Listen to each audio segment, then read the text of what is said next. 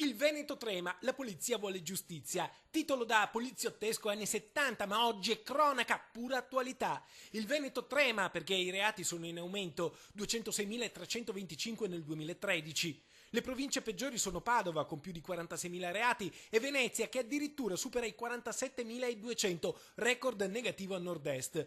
La polizia vuole giustizia perché in uno Stato in crisi economica è difficile trovare le risorse per far rispettare la legge. Lo dicono i numeri che scottano, quelli pubblicati sul dossier Veneto sulle condizioni di vita e di lavoro delle forze dell'ordine, firmato da SILP CGIL. E così vengono fuori tutti i dolori della polizia, a cominciare dall'età media, oltre i 45 anni in Veneto, 46 a Belluno, 47 a Rovigo e Treviso, maglia nera a Vicenza con un'età media di 48 anni e mezzo. La criminalità che ci troviamo di fronte certamente non ha la nostra età media, quindi sicuramente abbiamo una maggiore fatica da un punto di vista personale, un maggior disagio, un aumento delle condizioni di difficoltà soggettive. Anche gli organici sono al limite. Nessuna questura e nessun ufficio di polizia si può considerare dimensionato rispetto alle necessità. Rovigo e Belluno le situazioni peggiori, in Polesi ne mancano 20 agenti, sulle Dolomiti 35. Se il territorio è presidiato da poche persone, molto meno di quelle che le piante organiche prevederebbero,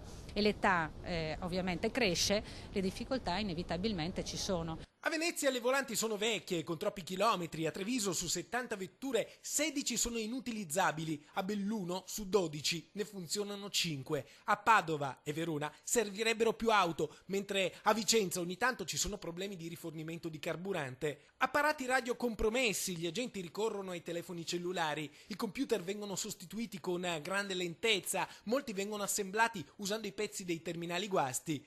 Scarsa la carta per stampanti e fotocopie, mentre le nuove divise per le volanti bastano appena per gli agenti dei capoluoghi. Il 70% dei giubbotti antiproiettile scade con la fine dell'anno. Insomma, gli agenti lavorano sotto stress, non è un caso che sia nato lo sportello di ascolto psicologico, ma quelle che mancano ancora sono le risorse. Se il personale è messo nelle condizioni di operare al meglio con strumenti idonei, il personale può dare risultati assai maggiori rispetto agli attuali.